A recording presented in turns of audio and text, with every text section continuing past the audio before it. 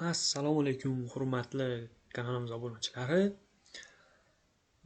Va bugungi darsimiz 5-dars. Ya'ni Word dasturida shrift, font, o'lcham va ranglar haqida gaplashamiz. Dastlab Word dasturidagi o'tgan darsdagi hujjatni ochib olamiz. Va bu yerga yana matnlar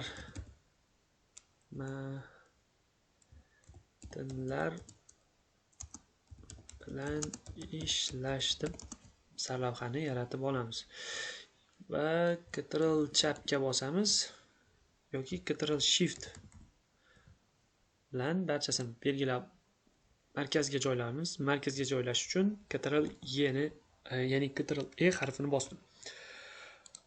Endi biz shrift haqida gaplashamiz. Ya'ni glavniy menusida shrift nima? Shrift bu matn harflarini tashqi ko'rinish uslubi. Masalan, bizda eng ko'p ishlatiladigan shriftlardan biri bu Times New Roman.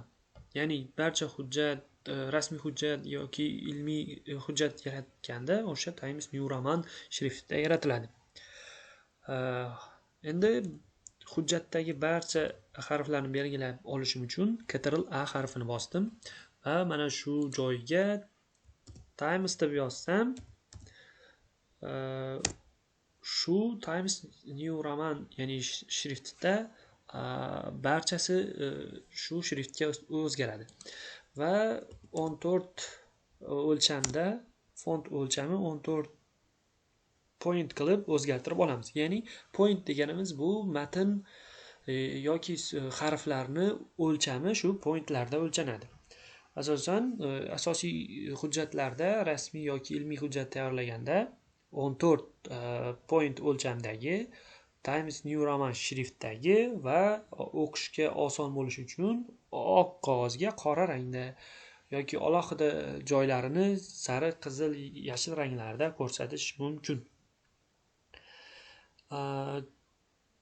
Va formatlash usullari ham bor. Masalan, barcha shu yozilgan matnlarni formatlash uchun format abrazusni bosib, mana shu barchasiga qo'llab yuborishimiz mumkin.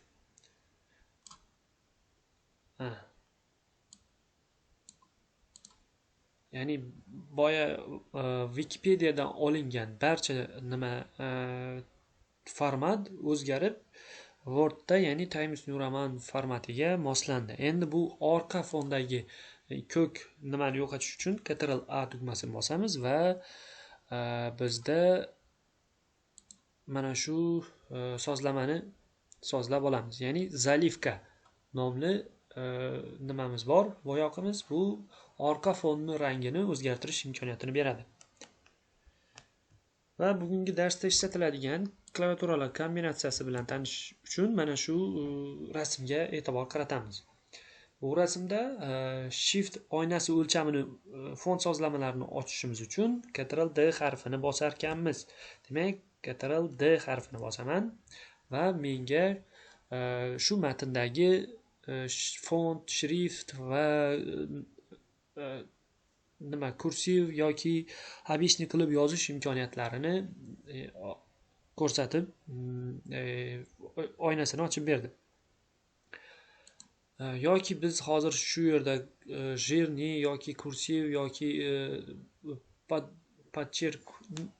подчеркнутый qilib yozish imkoniyatini ham klaviaturada bajarishimiz mumkin. Masalan, sarlavhani jирный qilishim uchun Ctrl B tugmasini bosaman yoki asosiy ko'zga ko'rinadigan nimalarni belgilab olishim uchun Ctrl I ni bosaman va kursiv qilib yozib beradi.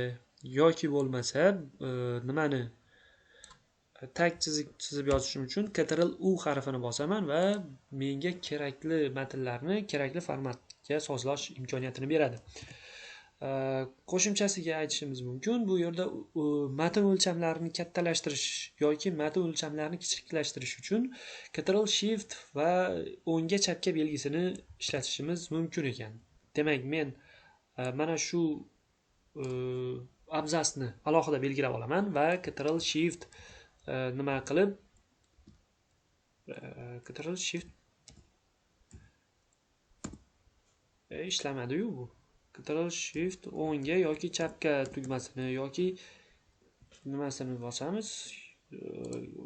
Tak. Belgilab olaman. Ctrl to'rtburchak qovusni bosadigan bo'lsam, mana tez kattalashtirish imkoniyatini yaratadi yoki tez kichiklashtirish imkoniyati. Mana tezroq kattalashtiramiz. 2 point katta qilish nimasini yaratib beradi. Keyin shrift turini o'zgartirishimiz uchun Ctrl Shift nimasini bosamiz. Ctrl Shift F tugmasini bosamiz va boyagi Ctrl D bilan bir xil oynani ochib ko'rsatadi. Va matnni nusxalash, matnni formatlash bu nimalarni mana shu format Abrazus orqali ham bajarishimiz mumkin. Masalan, mana shu formatni men pastdagi hujjatga olib o'tmoqchi bo'lsam, matnga olib o'tmoqchi bo'lsam, format po Abrazusni bosaman va mana bosilgandan keyin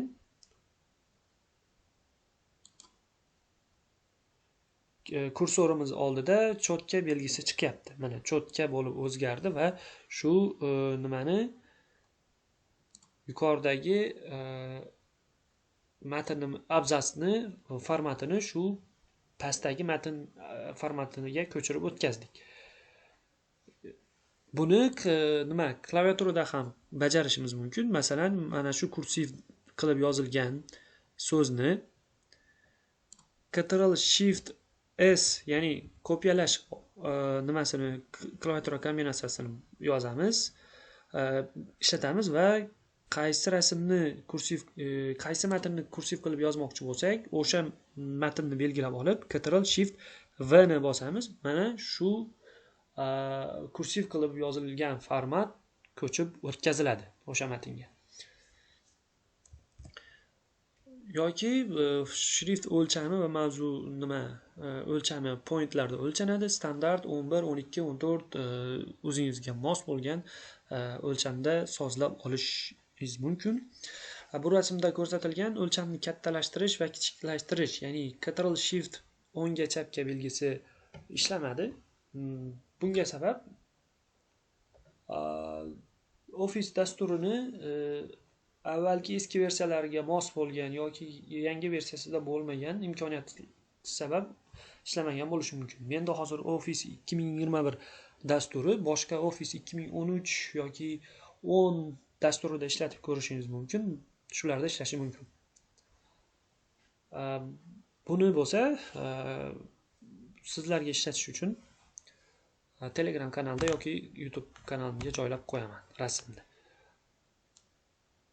Shu bilan bu darsim ham yakunlandi.